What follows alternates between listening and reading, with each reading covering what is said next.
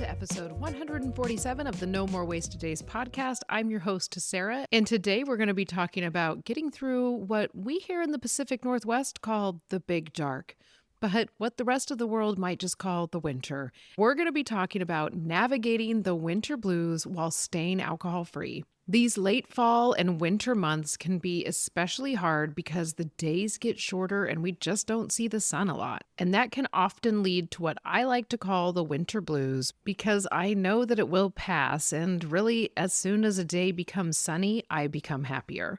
So I'm going to talk to you all about what it actually is and if it's a real thing, why it's especially important for us to be aware of while we're on our alcohol-free journey, and then I will even talk to you about how to prevent it and keep some practices in place so the winter doesn't feel as doom and gloom. Before we dive in, though, I want to remind you that if you're looking for community, support, and connection during these darker months, during the month of November, you can try out the Daymakers community for just $1. It's your chance to join the community, feel the support, and explore the tools and see if it's actually for you at a minimal cost. You can get this 2-week trial by heading to nomorewasteddays.co/daymakers or checking out the link in the show notes of this episode. Now, let's talk about the winter blues, how they show up in our alcohol-free life, and what we can do about them. So I wanted to dive into this topic because way back in 2021, Ryan and I and our kids had recently moved to the Pacific Northwest, and we were just getting done drying in our house. We were living in our camper trailer, and I thought this was going to be one of the most exciting and thrilling times of my life, but I was finding myself feeling sad. I was finding myself feeling low. We had moved here from Oregon, and it's dark in Oregon, but when you live in a camper trailer, it's a whole new level of dark because there's not a lot of big windows. And I feel like the first fall we were here, it was especially rainy, maybe more rainy than it always is, or maybe I've just gotten used to the rain that exists on the Olympic Peninsula, but it was rainy. I feel like every day rain was just coming down. And then I heard people start referring to it as the Big Dark. The Big Dark is here. It's finally here. How ominous does that sound? But actually, there was no better way to describe it. It was just dark. It was gray all the time, like different shades of gray. Sometimes the sun would come out and it would be less gray, but it was still kind of gray. And although the fall is beautiful, as all the leaves change, suddenly all the leaves are gone and it's just raining. And I felt kind of like I was a prisoner in the camper trailer. It was a very small space with me and the kids. Luckily, we had our yurt. But the thing about the yurt is it also does not have a lot of windows, so there's not a lot of natural light coming in there. And the yurt is incredibly loud while it's super rainy. So you can actually get really overly stimulated by the noise. So that season was just particularly hard. Even though I was alcohol-free and I was committed to my alcohol-free journey, there was no doubt in my mind that I was going to keep going. It was hard. It was the first time I had felt this level of being low. And I definitely shared my feelings with Ryan. I shared it with my Daymakers. I did all the things that I knew I could do to start getting on top of it. And ever since that round of the Big Dark, I have taken this so much more seriously as we head into the fall and winter. Because I know that on my alcohol-free journey, I need to stay on top of my emotions and I need to understand what may be coming my way and what may be out of my control, but also what I can stay ahead of. So what are the winter blues and why do they happen? The term winter blues is actually kind of a commoner's term or conversational term used for the more clinical term of seasonal affective disorder. I think it's what a lot of us have started to almost playfully call that low feeling that we can get during the winter. But seasonal affective disorder can actually have symptoms that become more intense and disabling. And a lot of times when people are referring to the winter blues, they may just be talking about how they feel low, but it may not be disabling to their life. There's actually been studies done that people in northern latitudes like me, like in the Pacific Northwest, can be more vulnerable. We actually have shorter days plus less daylight because of the rain, so you're just at more risk of this. I would imagine that it's the same for all people along the top states because it is just darker, because the days are just shorter. My parents moved here last year from Iowa and they were kind of amazed. They always thought my sister and I were just being dramatic about talking about how short the days were in winter. And then they experienced it and they were like, oh my God, the sun sets before 5 every day. And we were like, yeah, this is what we've been trying to tell you. And not only that, the weather is just very gray here. I remember growing up in Kansas that it may be cold during the winter and the days were somewhat shorter, right? Because that just happens. But there was sun in the sky. You still had sunny days. And a sunny day in the Pacific Northwest is a rare thing. Because there's less sunlight, it actually lowers our serotonin levels. And this is a mood regulating brain chemical. This time of year also disrupts the circadian rhythm, which is the sleep-wake cycle, because of less light and more darkness. This can lead to increased melatonin, fatigue, and brain fog. So if you feel like you've fallen victim to the winter blues, it's not in your brain. It's a real thing. And along with all of that, we can have changes in our routine in the winter, and we don't tend to socialize as much, and this can make symptoms even worse. So what do you need to watch for when it comes to the winter blues? Watch for persistent sadness, low energy, craving more carbs, oversleeping, or even feeling like the inability to get out of bed. And a lot of times there's going to be a loss of interest in the activities you enjoy. If you follow me on social media, every Sunday I tend to post what I did with my alcohol-free weekend. And a few weeks ago, I posted a vlog about my alcohol-free weekend, and I talked about that I just felt low that day. I wanted to sit on my couch all day long because I know that I have the tendency to fall into winter blues. I forced myself to get up, get going, and to go do the project I was going to do, which happened to be kind of outside. It was out in our shop, and I could open the big bay door so I could get some of the natural light, even if it wasn't bright sunlight. I am very intentional in the wintertime to not allow myself to have too many days where I just sit on the couch the whole day. I don't particularly think there's anything wrong with that, but for me, I'm a person that if I do that all day, I can actually fall into an even lower mood. I do want to emphasize that there is a difference between winter blues and seasonal affective disorder. And I don't want to downplay seasonal affective disorder, and I definitely don't want to downplay clinical depression. I think we can fall victim to having terms like winter blues, and then that just makes people with very serious and very real conditions feel like, well, maybe I'm just imagining all this, and I don't want you to feel like that. The winter blues may be milder. They're going to be short term.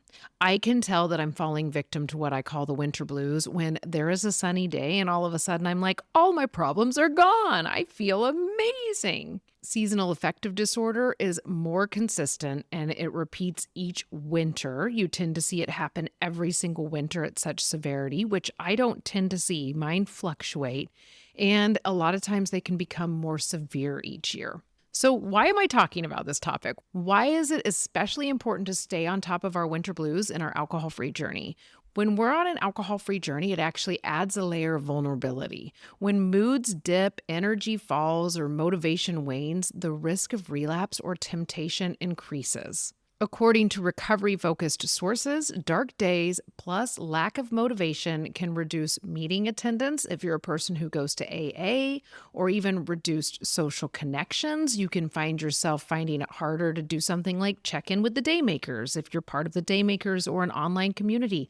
Or I find myself even saying, oh, I don't need to listen to that podcast that I know is really helpful to me. I don't need to do the things that I know help my mood. And it's because I have that lack of motivation, and that's why I really have to work to get myself going. That's another reason why I want to say too, like this is different than depression. When you are depressed, you can't get yourself going. It can feel so intense that there's just no possibility. So when you can find that motivation still, I want you to use it. But all of this can lead to increased cravings. You can find yourself thinking things like, I just want to snuggle under my blanket and I just want to drink wine all day long or make spiced rum with hot apple cider. That'll make me feel so much better. Using alcohol in response to feeling down or blue is a common coping mechanism, and less daylight hours may increase that impulse, or you may reminisce of the old coping. It may almost feel like it's nostalgic at times. I get that every now and then, like when we're decorating for Christmas, I'll think, ooh, we should make hot toddies because that's something Ryan and I would do. And I have to really be like, oh, I have to stay on top of this. I have to know that this might happen and instead make hot cocoa or hot apple cider. We want to work on prevention because preventing mood dips helps protect the identity shift from drinker to non drinker, or from, in my case, drinking Sarah to sober Sarah. When you're feeling low, it's harder to engage in the proactive, growth oriented behaviors that I talk about so much on this podcast, like engaging with your community, routines, and working on having a purpose. Winter can almost feel like a third season on your alcohol-free journey. Not spring, not summer, but a special phase requiring very unique tools. So, what are some of those unique tools? I'm actually going to give you 5 different prevention and practical strategies that you can add to your very special winter alcohol-free toolbox. I always want you to have your sober toolbox or sober toolkit, whatever you want to call it. But in the winter, you may have to grab some extra ones. The first one is light exposure and environment. The year that we lived in the trailer, we actually got a natural light for our house. I think it's called the Happy Light, and I will find the one that we purchased and link it in the show notes to this episode. But because we weren't able to get a lot of natural daylight, we would turn this on each morning in the trailer when it was really dark and gloomy and just have it on as we were getting ready for the school day for the kids, getting ready to get them off, and getting ready to start our build day. We just weren't able to get the sunlight that we actually needed by just sitting near a window because the windows were so small in the trailer. So I don't know if it was all psychosomatic, but having this natural light actually helped. And I have talked to other people that say that it has helped them too. There's actually research that supports bright light therapy. So consider a light therapy box if this is something that you fall victim to. I still have this Happy Light sitting in our yurt, and I use it a lot for lighting when I'm in the yurt. And I always think, oh, good, I'm getting some extra sunlight right now. I also want you to consider optimizing your indoor environment. Maybe that means brighter lights, or maybe it means minimizing staying in really dim rooms for too long. Now, I say I want you to consider this because in the Daymakers in November, we're reading the Little Book of Huga, and one of the things they talk about is the coziness, the Huga that you'll feel, and they talk about low lighting. They talk about candles. So if you are a person who finds a lot of coziness from that warm lighting, candlelight, use that, okay? If you're like, if I have harsh lights on me all the time, that's not going to work, the light box might be something that will work for you instead. And lastly, consider supplementing with vitamin D.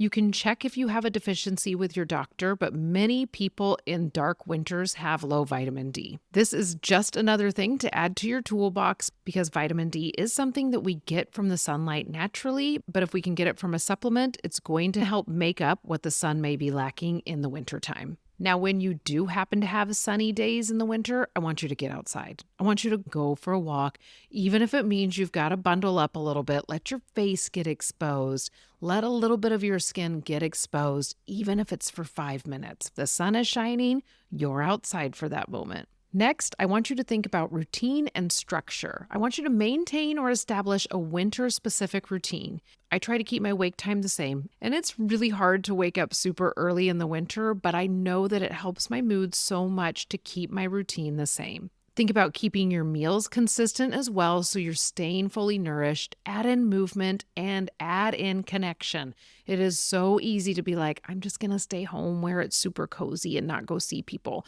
But I don't want you to fall victim to this because it can make you dive more into your winter blues. So even if it's having an online community and checking in there to get that connection, I want you to find it somehow. But commit to sober-friendly activities. Maybe it's meetings, check-ins, community events, even when motivation is dipping. I am not a naturally social person, so this is something I really have to work on, especially in the wintertime.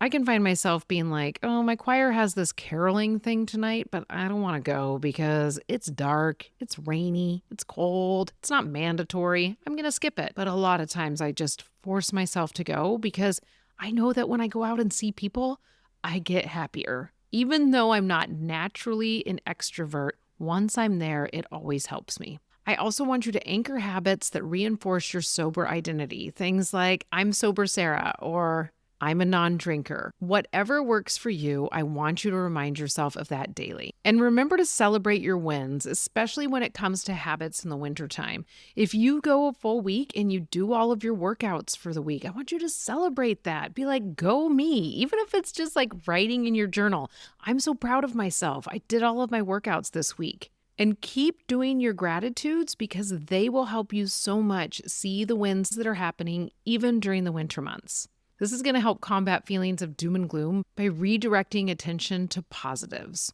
Next, I want you to work on movement, connection, and purpose. Now, I know I keep talking about connection. It's because it is that important, but movement is equally important. That first winter when we lived up at our land and we lived in our camper trailer, I would still work out underneath the awning of our trailer. It would be rainy, it would be dark, it would be cold, but I knew it was important, so I would bundle up and I knew I had my little dry space and I would do my workout. Physical activity is powerful in boosting mood and supporting recovery. I also take my dog on a walk every single day. She actually gets 2 walks a day.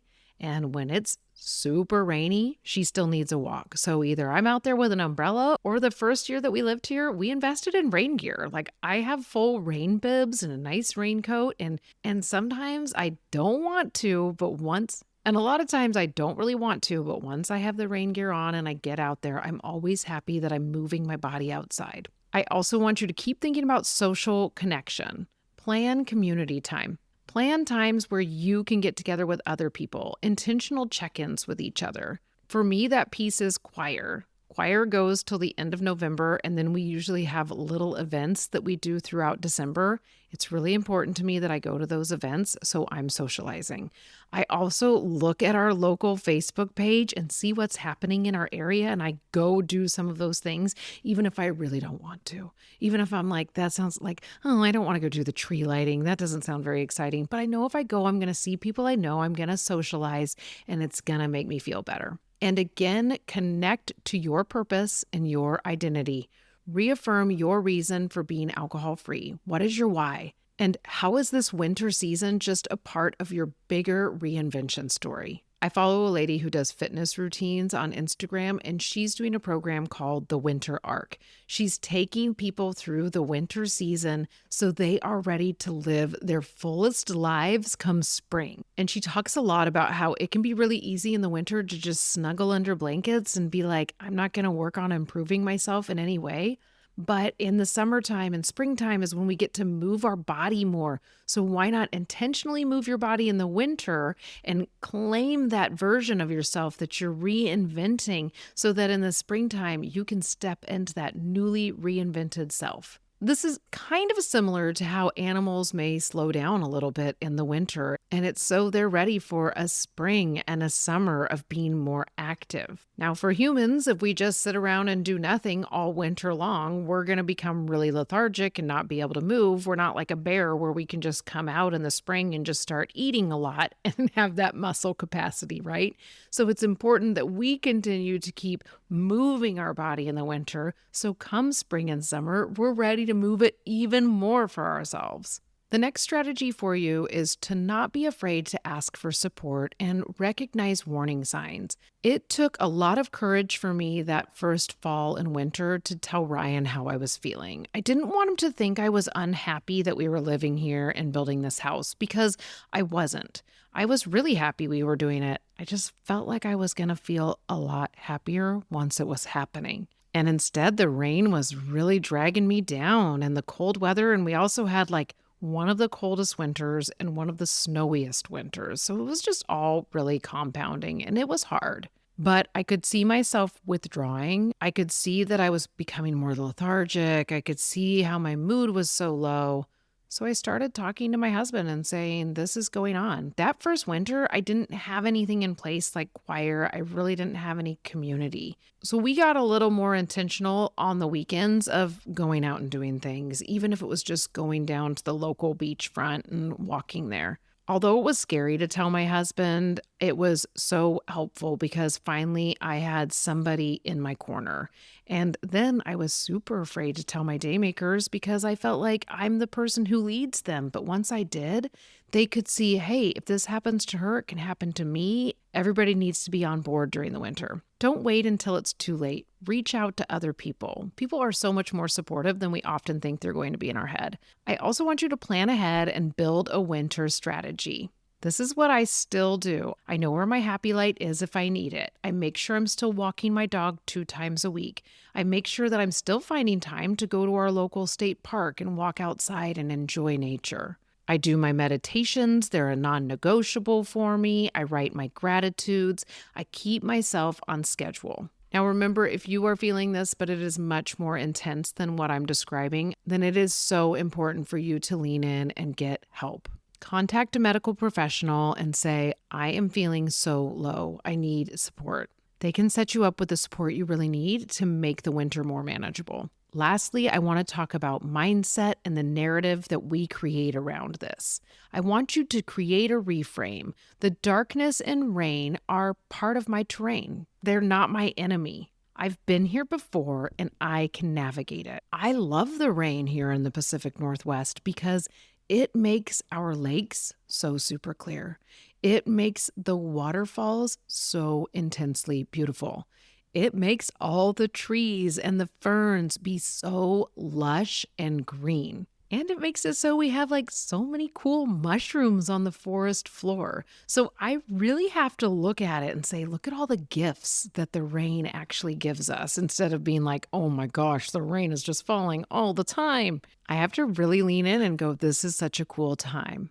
I also think of those short days as a time to be like, all right, how can I lean into coziness? We can build a fire in our fireplace. We can have all the Scentsy pots going with their lights glowing. We can set mood lighting in our bedroom. And honestly, now that we live in our house, we have these huge windows in the front and we get to leave the blinds open all day long. Whereas in the summertime, we have to close them. So it's just like the beautiful view is always in our face that we worked so hard to build and enjoy. It's finally here. I also want you to remember that the winter is no longer a time for you to numb out. You're going to be totally present for all of it. Use this time for growth. If it helps you to reconnect to Mother Nature and say, hey, I actually am going to take advantage of these shorter days and give myself more rest during this time so I am ready for the springtime and summertime, then do that. This can be that season of reinvention. We just have to wrap our mindset around. Lastly, I want you to continue to celebrate the small wins so your mindset stays in a positive place. I talked about gratitudes earlier, but every single day I would love it if you write down at least one amazing thing that happened during a winter or late fall day because you chose not to drink. This is going to keep you connected even during the winter to why your alcohol-free journey is so important. So I want you to remember that the winter blues are real and they're rooted in biology and environment, less light, more darkness, and a circadian rhythm disruption. In our alcohol-free journey, this season poses unique risk because low mood plus low energy plus isolation can equal relapse triggers. But the good news is that you can be proactive and use the practical strategies that you learned in this episode to navigate this winter. If I can make it through the big dark in the Pacific Northwest, so can you, no matter where you are in the United States or in the world. And you can especially do it this year because now you have the tools and the community to lean on within the No More Wasted Days podcast. And remember, if you're ready to lean into this winter differently, not just survive it, but use it as a season of growth, connection, and reinvention, remember that you can join the Daymakers for 2 weeks for just $1. This is only happening in November, so be sure to take advantage by going to nomorewasteddays.co/daymakers or heading to the link in the show notes. It's the perfect time to plug in, engage with others, get extra support, and let the darkness become your ally and make this winter season one of your strongest yet. Head to the link in the show notes so you can start your 2-week trial today. I hope that this topic has helped you so much and now you're feeling ready for this winter season. If this topic was helpful for you, be sure to let me know by leaving a review if you're listening on the Apple Podcast player. And if you're listening on Spotify or on YouTube, leave a comment and let me know if this was helpful. And if you haven't already, be sure to subscribe to this podcast. Thank you so much for listening, and I'll be in your ear in the next episode.